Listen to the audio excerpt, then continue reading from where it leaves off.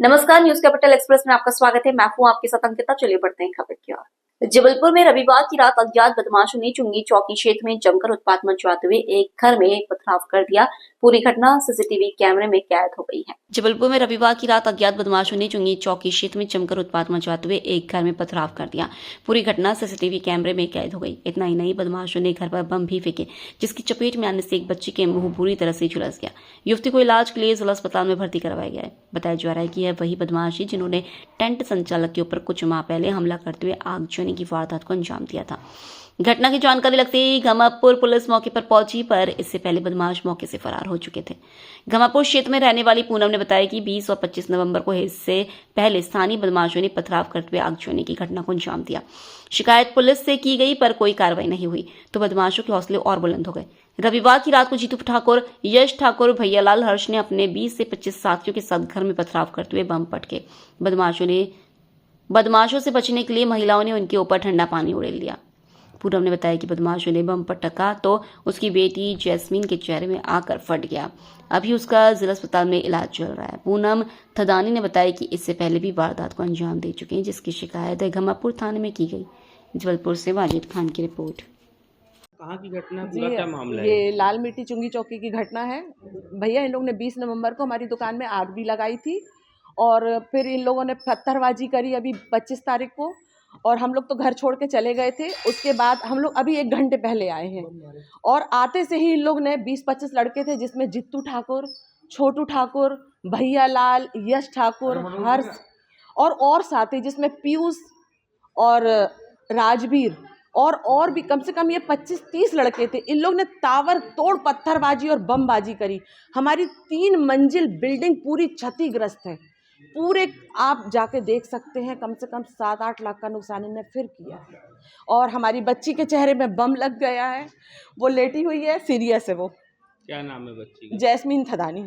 कहाँ, कौन सा थाना लगता है? घमापुर थाना लगता है। थाने से कोई आपको? सर पुलिस तो जब आई जब वो लोग जा चुके थे। ये बताइए, ये कौन है? ये दबंग लोग हैं जी। ये पार्षद है वहाँ का, लेकिन ये हमारा मकान है, उसके पीछे ये हम लोगों की जान लेने पे तुला हुआ है। पहले भी एक आगजनी की घटना हुई जी, इन्हीं ने करी थी ये आगजनी की घटना जी। आपका शुभ नाम? पूनम थदानी। बच्ची के नाम? जैस्मीन थदानी। चौथी वर्ल्ड रामायण कॉन्फ्रेंस का आज शुरू हुआ समापन समारोह में शामिल हुए बिहार के राज्यपाल आरिफ मोहम्मद खान, प्रदेश के परिवहन और शिक्षा मंत्री राव उदय प्रताप सिंह, संस्कृति मंत्री धर्मेंद्र लोधी, जबलपुर सांसद आशीष दुबे सहित साधु संत कार्यक्रम में है शामिल। दीप प्रज्वलित कर कार्यक्रम का राज्यपाल आरिफ मोहम्मद खान ने किया शुभारंभ। छत्तीसगढ़ के रामनामी समुदाय के कलाकारों ने रामनामी शॉल पहनाकर राज्यपाल का किया स्वागत।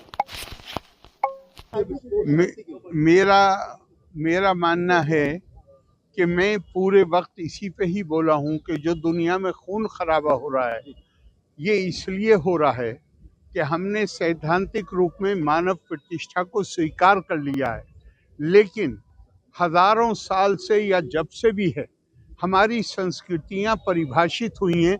मैं तुमसे बड़ा हूँ, मेरा तुम्हारे ऊपर प्रभुत्व होना चाहिए।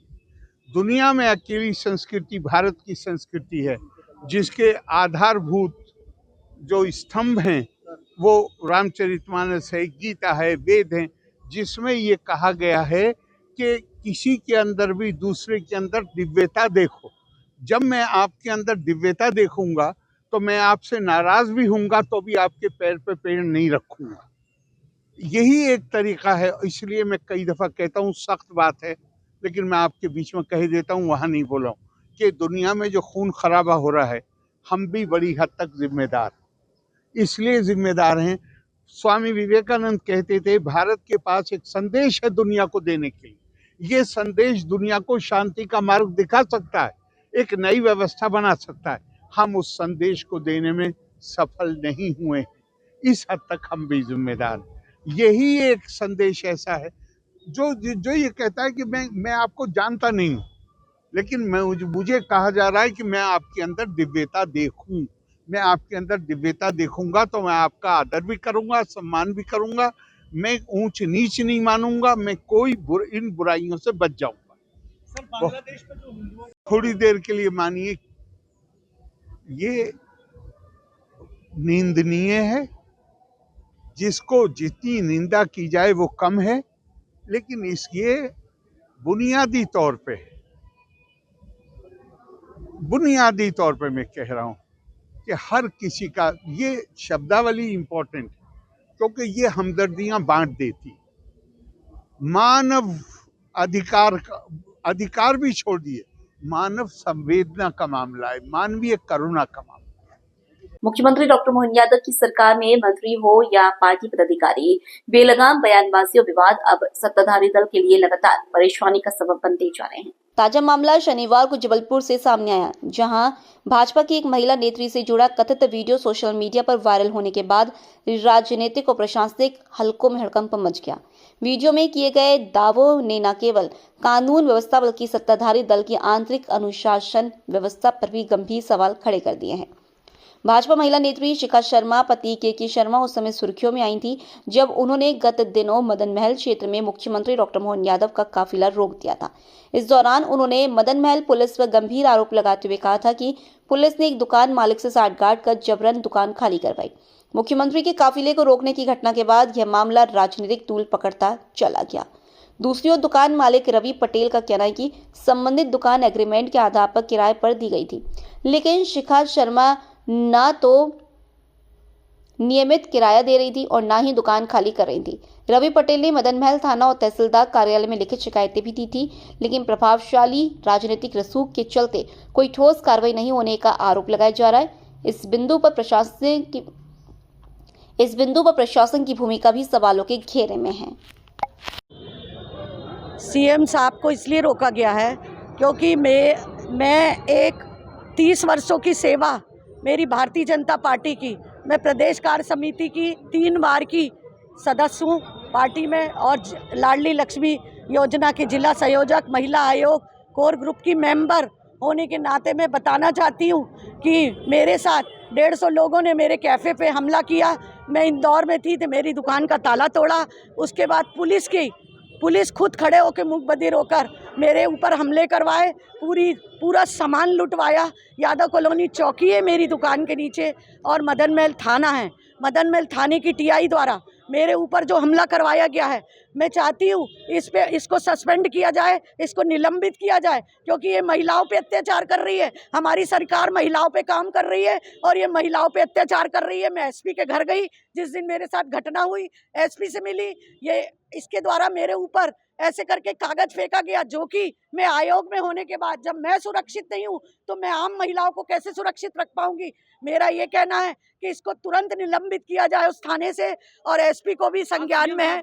हाँ, मैं कार्रवाई चाहती हूँ। सीएम से मिले तो क्या कहा? सीएम ने ये कहा है मैं कार्रवाई करवा रहा हूँ, आप पार्टी की है मेरी और मैं देखता हूँ।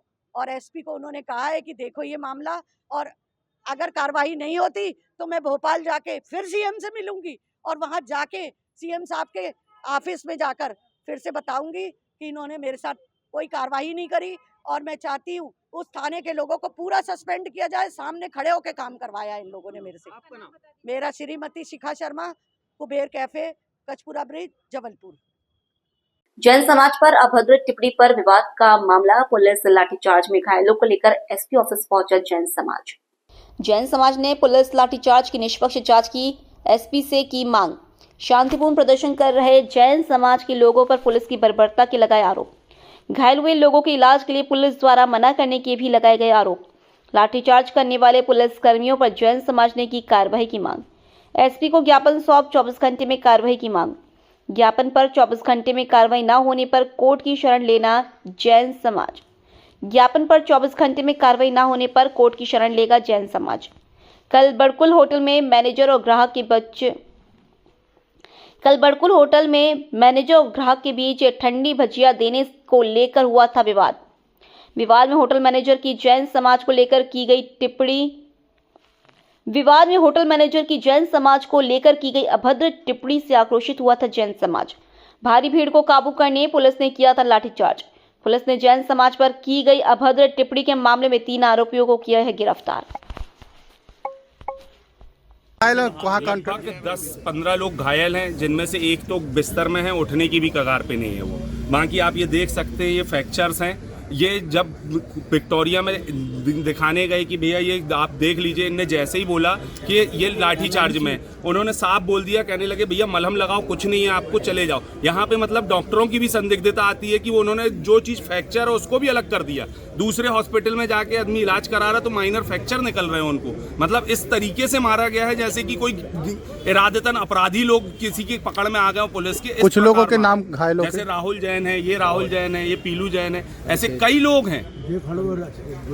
अमन खड़े हैं, ये अमन खड़े, इनको ऐसा घसीटा है जैसे कि घर के नीचे से घसीट के लेके गए, खाने ले गए, सीने में लात मार दी गई। ऐसा कहाँ तक होगा? इसके पीछे आदेश किसने दिया था कि ये भयानक तरीके से लाठी चार्ज हो? हमें उस अधिकारी के ऊपर कार्रवाई चाहिए। सबसे बड़ी मांग हमारी ये है। आपका नाम? अपराधियों को आप संरक्षित करके लेके जा रहे कि उसको कोई हाथ न लगा पाए, पर जो वहाँ खड़ा है उसको मार पीट रहे हो आप।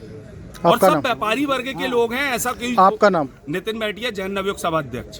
क्या आज एसपी ऑफिस कल आए? 2 तारीख को बड़ा फुहारा कवानिया गेट पर, विशेष करके कवानिया गेट पर जिस प्रकार पुलिस का लाठीचार्ज और कुछ गुंडों का आतंक मानव अपने आप में कहार उठा, इतनी ज़्यादा काम किया गया कि असहनीय था। आज हम लोग सब जैन समाज के लोग यहाँ पर आए, एसपी साहब से मिले, उनको अपनी बात बताई, और जिन लोगों को गंभीर चोटें लगी हैं वो भी साथ में आए। किसी के हाथ टूटे, किसी के पैर टूटे। किसने लाठी चार्ज? और प्रश्न ये उठता है कि ये लाठी चार्ज क्यों हुई, ना कोई किसके आदेश पे? एक मिनट। जबकि ना कोई पत्थर फेंके, ना कुछ हुआ। इसके बाद इस प्रकार अमानवीय कार्रवाई जो हुई है, एसपी साहब को बताया है, और शीघ्र इसके ठीक परिणाम आएंगे, ऐसी अपेक्षा।